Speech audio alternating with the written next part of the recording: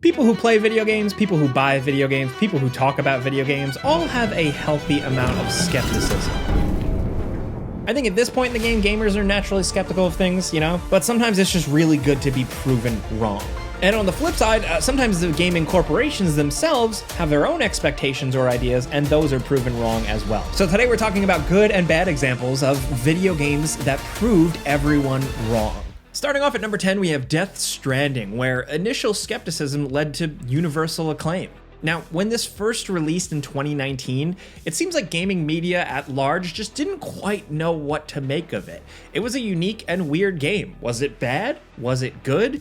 It didn't seem like there was real consensus at the time, and there were a lot of big voices in the room that just did not jive with what the game was really throwing down. I mean, look at IGN's review for the game, where they gave it a 6.8, which for a highly anticipated game, that can draw some heat. Say what you will about IGN, but props to them for sticking to their guns and sticking to their opinion with that one. The game had its defenders early on, but there were also plenty of people who just did not like the gameplay at all.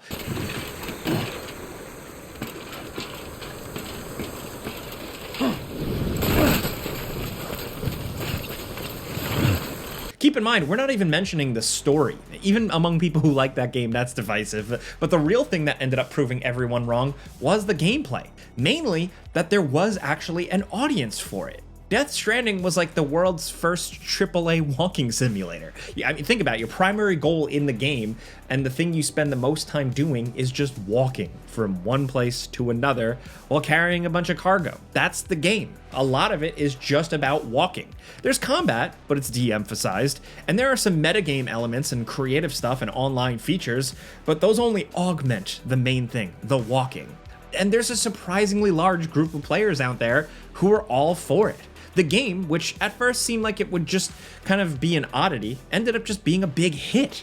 These days, all you ever hear is praise for Death Stranding. Every so often in my comments, I see people making fun of me for liking it. Again, there are people who do think it's overblown, it's overhyped, but at this point in the game, with how much it's sold and everything, you'd hardly even realize how polarizing it really was when it first released. Of course, that doesn't actually change anything about the game itself, just how the general gaming zeitgeist, you know, the culture perceives it, which is just a complicated way to say that we all know what Death Stranding is now. The people who would like it get to play it, and the people who already know they're gonna hate it just stay far, far away, and that's fine.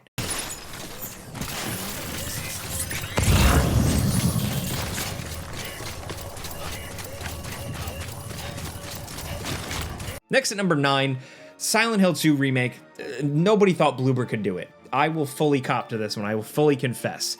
We all thought that putting Bloober Team, the guys behind the popular but mechanically simple games like Layers of Fear, the 2019 Blair Witch game, the Medium, was potentially a mistake. Silent Hill 2 is one of the most beloved and respected horror games in the last 30 years. It's just a foundational game. It's incredibly unique.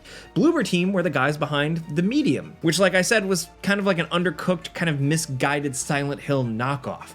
There was no way they were going to do the remake justice, right? Well then, the game came out to glowing previews and reviews, and people still didn't believe it. I hardly believed it when I did the before you buy, when I played through the game. I was right along with everyone else, assuming that this was gonna suck and just not really do the original justice, but then something truly unexpected happened. The remake didn't suck.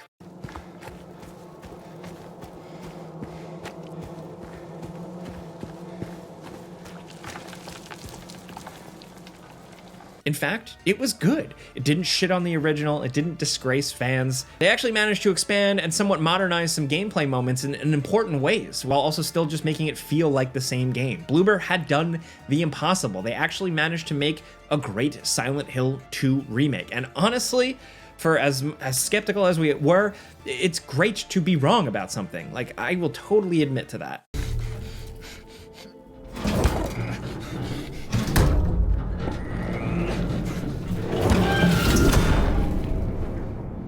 Next at number 8, I think we all assumed the new Astrobot game was going to be good. I mean, the Astrobot game packed in with the PlayStation 5 was great. The ones getting proven wrong this time around weren't the fans, but actually seemingly the execs at Sony, and the overall prevailing wisdom that games like this, number one, don't sell, and number two, don't get awards attention. With Astrobot, they were proven to be decisively wrong here on both fronts. While the game wasn't some unprecedented success, apparently it did manage to sell 1.5 million units in just 2 months, which is very solid for a mid-budget kind of Sony game like this that they apparently weren't expecting a lot from.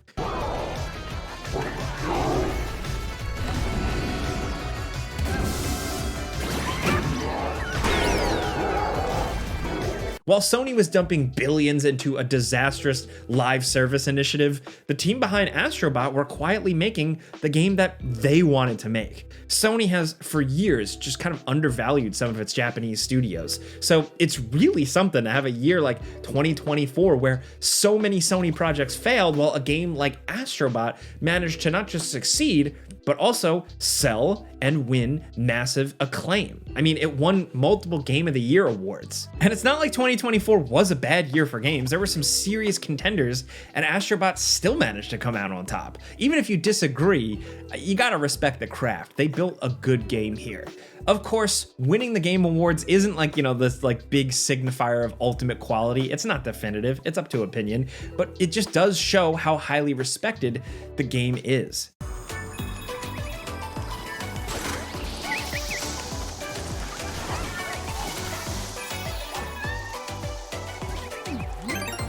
Next over at number 7, Cyberpunk 2077, the game that many thought would never be fixed completely. Rarely do you see a game going from like social media and just media in general, like the punching bag, to the kind of positivity Cyberpunk 2077 currently enjoys. They really managed to turn this whole thing around. Not since Final Fantasy XIV have we seen a game's reputation take a complete 180 like this. It might be hard to believe now, but it cannot be understated just how easy a target Cyberpunk 2077 was when it first came out. A common refrain we remember seeing a lot back at release was that Cyberpunk 2077 wasn't just messy and flawed, it was fundamentally broken, and no amount of fixing would ever turn the game around design-wise. There were video essays that came out the first year of release saying stuff like this. They weren't saying that Cyberpunk was flawed but had potential, they were saying that the whole project was DOA. They were saying that this time the CD Projekt Deluxe Edition wasn't gonna save this one like it had done for them in the past. That was the general consensus too. A lot of videos, a lot of articles, a lot of places, a lot of comments just had Cyberpunk on their worst of all time list. The game was just a big target for a while. And now, looking back, it all feels really dated. The 2.0 update, along with the expansion and everything, completely reversed opinions on the series. Sure, some people will never forgive CD Projekt Red and some of their conduct during this whole situation, but now the common belief is that the game was actually always good underneath. Which, depending on how you look, might be an exaggeration. The game was in a rough state for a long time and was deserving of a lot of the criticism, but you've got to respect the devs for really managing to change perceptions about the game. Sometimes it's just safer to shove the barrel of a Malorian between a Troon's ribs, even if he is on your side. It's nothing personal. No hard feelings, I hope. Here's hoping they really learn from this and their next game releases don't pull any of these moves.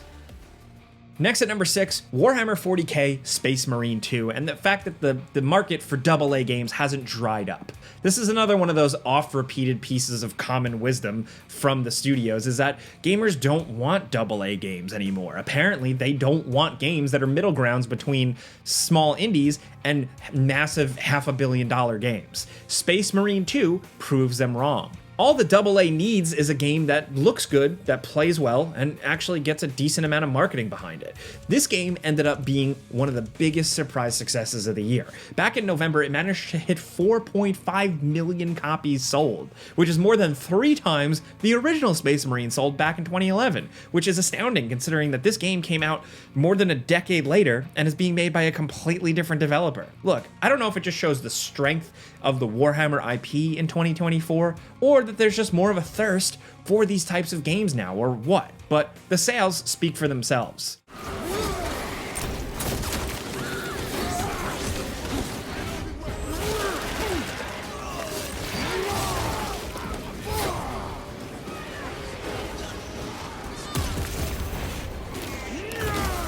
So many publishers want to do small indie nothing or go all in with like trillion-dollar games, but they don't always have to be so scared. They can find that middle ground with something like a Space Marine 2. There is a market for these kinds of games with like a 10 or so hour campaign, an extra multiplayer mode, and some co-op. It's not a 100-hour open world grind fest. It's not a live service, endlessly playable thing. It's just a game, and sometimes that's all you need. Next, over at number 5, Final Fantasy VII Rebirth and the proof that bigger isn't always a guarantee for success. It's not all happiness and sunshine here on this list. We gotta splash a little cold water sometimes. So, Final Fantasy VII Rebirth underperformed. There's no getting around that fact. They said it, it's a thing. So far, it's only sold around half what the first game in this new trilogy sold. When the sales numbers came out, certain gaming communities went into full-on crisis mode. People were having, existential crises in the comments sections. Gamers were melting down left and right. How could a game this massive and this excellent underperform? It makes no sense. Now look, for as much fun as we like to have at like Rebirth's expense around here, what Square managed to make is really impressive. It's a real accomplishment of a game that's massive, highly polished, and expertly made from top to bottom with compelling characters and cool stuff. But unfortunately, making a game doesn't always mean it's gonna sell more. But unfortunately, as we've seen, these things are unpredictable, and making a good game doesn't always mean it's gonna sell more. In hindsight, Rebirth had a lot working against it. For one thing, tapping into the nostalgia well might only have worked once, especially with massive releases like these Final Fantasy VII Remake games. Casual fans dipped in for the first entry, got their fill of Final Fantasy nostalgia, and I guess seemingly didn't come back around for round 2. The somewhat mixed response to Remake also may have hurt sales for Rebirth. You see this phenomenon happen with movies all the time, where a bad movie makes massive bank in the box office, and then the sequel comes along that's better in almost every way, but it underperforms because everyone was mad at the first movie. I think with Remake, it's less that everyone hated it and more than it just wasn't what everyone wanted. It was highly linear, it was scripted and kind of railroady, where Rebirth wasn't. It was wide open. But maybe you can assume that some players were already turned off by the first game and not as interested in another go-around. No holding back.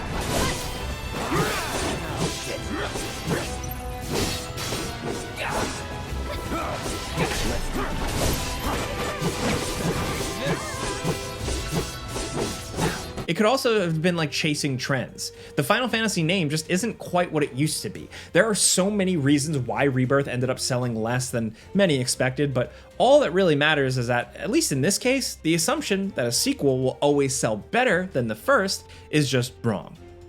Next at number 4, Black Myth Wukong, and some people believing that it was like vaporware or not real or not as big as the developers were talking up. This game was viewed with a lot of suspicion leading up to release. I don't know if people were just kind of very on their toes because of things that were scam games that looked good and then ended up not being, like the day before. But for us, it was like, wow, this is crazy ambitious. Those graphics are too good, right? Like the game's not really gonna look like that, right? All the stuff in the trailers isn't actually gonna be in the final game, right? There's no way there's more than 100 bosses like they said. That's absurd. It all might sound ridiculous now, but there were some red flags. I mean, this is like a studio making their first big, almost AAA game that looks almost impossibly good, especially back in 2020. It just seemed like the final product will be compromised in some way. Players have had their hearts broken before. We've seen things that look this cool and then it releases and it's not, right? Some people were thinking it might be a short, mediocre game at best, right? So then when it came out, it looked exactly as good as they had been saying and showing,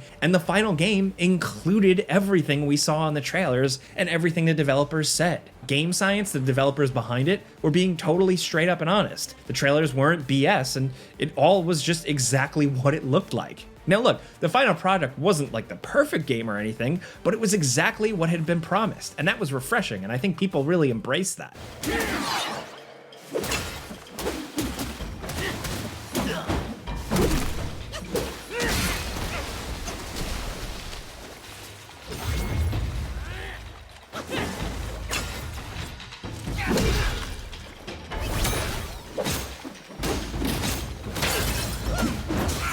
Next at number 3, Nier Automata. In a recent interview with former PlayStation executive Shuhei Yoshida, he credited Nier Automata for nothing less than reviving the entire Japanese games industry. That's maybe laying a little too much on the feet of Nier, but there's no denying that the game was a massive breakthrough hit in the West that as of December 2024 has sold over 9 million copies. During the 7th generation of consoles, the Japanese game industry seems like it was having an identity crisis, and a lot of pundits and industry people at the time were saying that Japanese games just weren't hitting, with some people really just disliking or knocking on the output of the entire country's development scene. And it was a weird time, to be honest, like all these classic developers bringing in Western studios to modernize their games, their genres, their franchises, and while some of them turned out okay, many did not. Nier Automata, at least to Yoshida, proved that they could make a game that was primarily meant for a domestic market and it could still be a big hit overseas. Developers don't necessarily have to tailor their game design to other markets. They could make the game they want to make, and foreign gamers will play them regardless. If a game is good, no matter who made it, people will show up. This wasn't something that happened overnight. Games like the Souls series and Yakuza and the many JRPGs that were still coming out at the time were slowly chipping away at that cultural barrier. It's just that apparently Automata was where the dam fully broke, at least again, according to Shuhei. For years, games like that were considered to be niche, kind of smaller, nerdy, maybe not the most profitable things, and now, out of nowhere, these kinds of quirky and unique games were huge blockbusters, or at least they had the potential to be. And when you're talking about markets and sales and stuff like that, perception is reality. Now, everyone thinks that Japanese games will sell, so everyone starts taking Japanese games seriously again, and they should. Enemies destroyed. Not quite.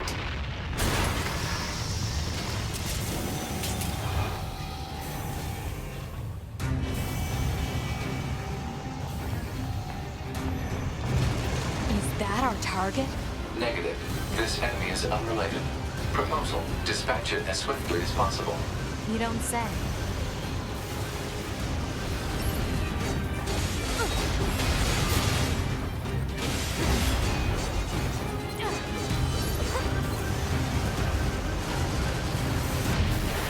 Next over at number 2, Star Citizen, their continued existence proves something. As Star Citizen really lurches into its unprecedented 13th year in development, what, if anything, can be taken away from their decade-plus run collecting over $800 million? That number puts the game in the same company as like some of the most expensive games ever made when you think about it, up there with stuff like Genshin Impact, Black Ops Cold War, and potentially Grand Theft Auto 6, just to name a few. That's a frankly absurd amount of money to collect on a crowd-funded game. It's an impressive number, if nothing else. Sure, the game is still not finished, and it has all these promised ships that everyone is buying that still need to completely materialize, and the promised campaign mode Squadron 42 does keep getting pushed back, despite it looking pretty cool. But the promise of Star Citizen, I guess, was never really about an actual just game release, done, dusted, and the guys at Robert Space Industries seem to understand that better than anyone. It's something the doubters and the haters don't really understand here, and that's the power of wishful thinking. It's the power of possibility, potential, no matter how outlandish. The people spending thousands of dollars on ships in Star Citizen aren't buying into a game, they're buying into a dream for the ideal space simulator, the kind of game that they've dreamed about when they were kids, where you can literally do anything and be anything, go anywhere. It's the imagined version of these space games rather than the unsatisfying reality. Nobody thought they'd be able to keep going this long and keep getting this much money because we just don't understand just how psychologically powerful this promise really can be, this hope. Of course, even that power has limits, and they may face struggles as this game still doesn't release, but for a while there, it did seem like they had really tapped into the infinite money cheat of the real world. Love it or hate it, look, I know people love to dunk on this game, and I know people also love to run to the defense of this game. Either way, you have to admit that the whole situation is fascinating.